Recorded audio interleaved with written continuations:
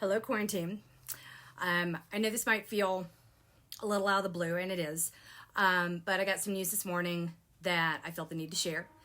Whether you're a runner or not, what I'm about to say might matter to you on some level. So I'm not one of the coaches that coaches like professionals or people in the Olympics, and I don't want to be.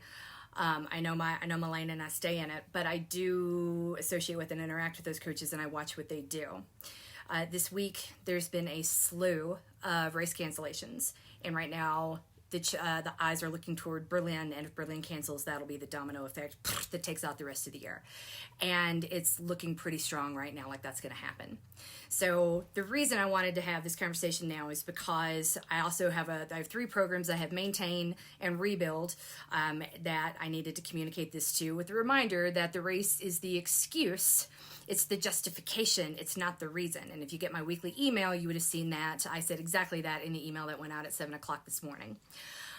That's not, by the way, I believe that. It's not just a ploy to save my business for fear that everyone's going to quit and run away because there's no races coming up.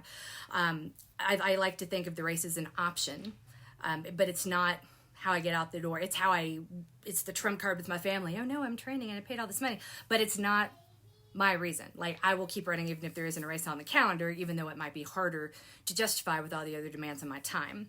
And I feel like that's part of my job as a coach, is to give you all that language so that you can have those conversations with your family and protect your self-care time, if that's what running is to you on your calendar. So the reason this matters is I have a 3rd program called Runner Interrupted.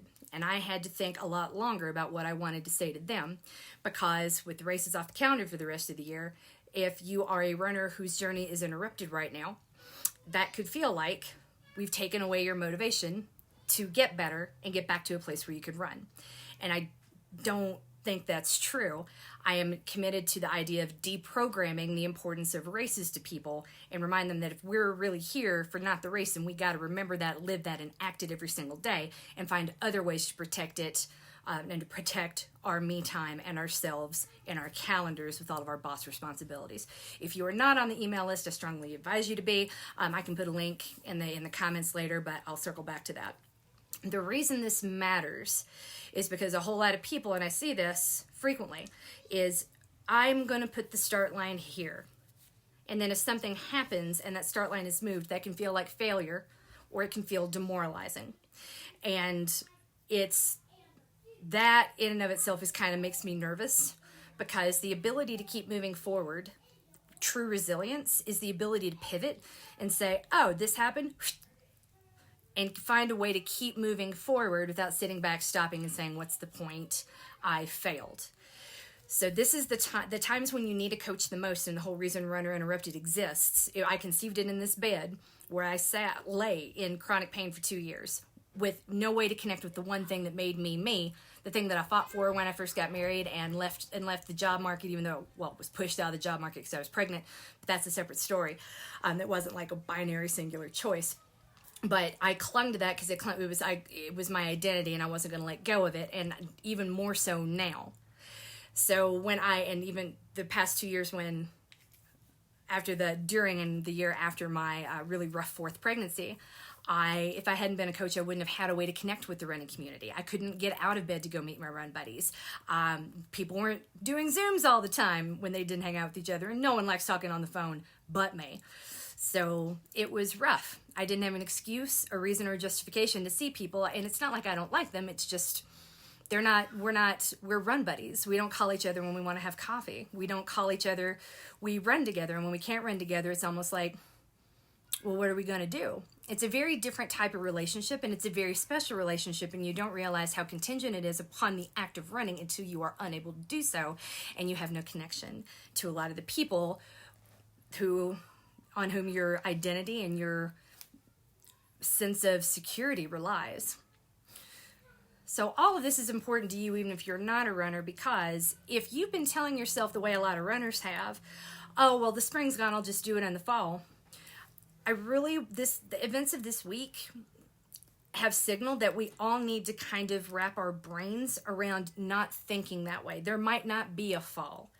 And I'm not saying that the economy is going to be shut for the rest of the year. This is not a political statement or a tirade, just rather large gatherings, the way that we've been doing them, might not be coming back into play until there's a vaccine, until insurance would cover it if something went wrong or someone got sick on the course. Until we knew that this thing could be contained or at least not transmitted in these scenarios, I don't know when another race is going to be held. It's again, not to say that they're all done, dusted, and over with, but if your brain has been like, the start line is here, I'll just wait till fall.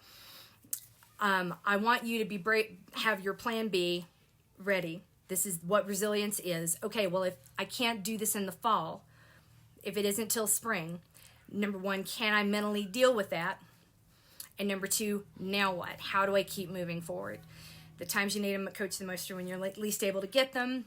If running or whatever it is that you aren't able to do right now that you can't wait to do again, if you can't do it as soon as you would like, then it's like being in a gym, in a group workout class, and I hate those. I don't ever go. Whenever you have an instructor that's like, all right, just 10 to go. Give me everything you got. 3, 2, 1. Okay, 10 more. And you're like, but I gave you everything I got. I don't have 10 more. That was mean. That's what this can feel like. Like the finish line has been moved and we're going to be in this. We've already given it everything we had and now we got to go find more. And that's really unfair, but it doesn't have to be that way. Because if we start thinking now, like, I might not be able to do this in the fall. Now what? Embracing ourselves for the long haul. Thank you. I like these earrings too. They're just about to fall out. I forgot to change the backs. But I really appreciate that. I just really want to make sure that you are not only braced, but prepared and are remembering why we do what you do in the first place. And that's self-care. Just because we don't have a race, if running is your self-care, then that has nothing to do with the race. It determines what you do on a day in, day out, and how much pressure you're putting on yourself and how much to care about the precision of what you're doing. And with the race not on the calendar, running now is just self-care. You still need to get self-care, whether it's a run or whether it's not. You need to find a way to brace for the long haul and motivate yourself and say yes to yourself and say yes to your self-care. Whether or not there's a race on the calendar, we need to find some other way to justify it to the people who would have you doing other things with all the demands on your time. So, there we go. Yeah, the backs of these earrings are wonderful, but I forgot. This is why I haven't worn them. I meant to change them, and they look so pretty. I just wanted to grab them. Anyway, so there's that. I'm not going to ramble too much longer. The rest of the year, there's a very strong possibility that what we're doing right now is what we'll be doing for the rest of the year. So whatever your attitude is right now towards self-care, towards what you're doing, towards the day in, day out, I really want you to start preparing for it for the rest of the year and find other ways to connect with that and to advocate for yourself no matter what that looks like in your space. As always, I'm here to talk. If you are furloughed, if you've been laid off, let me know. We will absolutely comp you in fitness protection. That is not a big deal. I would rather not lose clients right now for $30 per person per month. That's kind of stupid. I can comp you until your personal storm has passed by. We were doing free trials this month and next month anyway, so it's not a big deal. At the same time, I don't want a whole slew of cancellations because there's no race between now and the end of the year, because I'm like, then you're cutting off access. It's not about the race, right? You're cutting off access to me, to the community. You're cutting the tether that I would have killed for the 2 years that I was in bed voluntarily. And if that's for financial reasons, I will make it right so that we can, you can keep that tether. But I would beg you to think twice before turning away from running the community and all of this here, to stop and really think about what it is. Because if we're never really talking about the running, then we definitely not talking about the race either. That race has nothing to do with it. It was the justification, the trump card on, no, I have to do this. It doesn't really matter. And it never did.